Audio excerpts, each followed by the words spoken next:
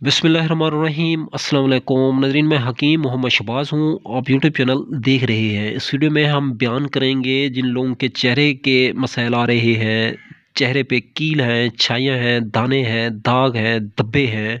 हालांकि पहले चेहरा खूबसूरत था, लेकिन अब वो बात न रही।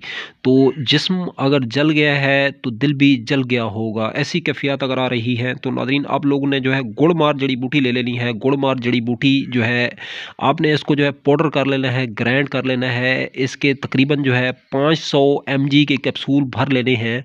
2 कैप्सूल सुबह, दोपहर, शाम इस्तेमाल करने हैं। नाज़रीन, ये इस्तिखारा का अमल है।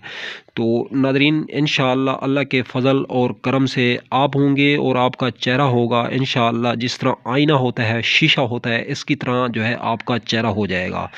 तो नाज़रीन, इसकी जो मुद्दत है, इसको कितने अरसे तक इस्तेमाल करना है, तो आपने 3 माह इस्तेमाल करना है। तो अब तक के लिए इतना ही। तब तक के लिए अपना भी ख्याल रखें और इस फेसबुक पेज और यूट्यूब चैनल का भी दोस्तों हम मिलें किसी भी नई वीडियो के साथ। खुदा हाफिज़।